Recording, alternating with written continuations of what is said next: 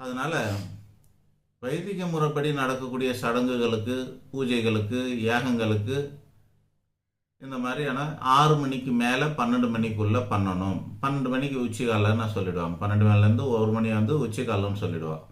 அதனால் இந்த தலைக்கு மேலே சூரியன் வர்றது பகுதிக்கு முன்னாடியே அதை முடிச்சிடணும். அப்புறம் நள்ளிரவில் பண்ணக்கூடியது. நள்ளிரவில் பண்ணக்கூடியது பேர் மாந்திரிகம்னு பேர். நள்ளிரவுலையும் சில பூஜைகள் யாகங்கள்லாம் பண்ணுவாங்க. அதுவும் கேரளாக்காரங்க தான் அதிகம் பண்ணுவாங்க. அது பேர் மாந்திரிக முறை. இந்த மாந்திரிக முறைங்கிறது எதுக்குன்னா பில்லி, சூனியம், செய்வினை அப்படி இப்படிலாம் சொல்லக்கூடியதெல்லாம் இதெல்லாம் மாந்திரிகம்னு சொல்லக்கூடியதாக இருக்கும். ஆக இது மட்டும் இல்லாமல் மற்ற நேரங்களில் இந்த 12 மணிக்கு மேலே நள்ளிரவு வரைக்கும் செய்யக்கூடியது பிரத்யங்கரா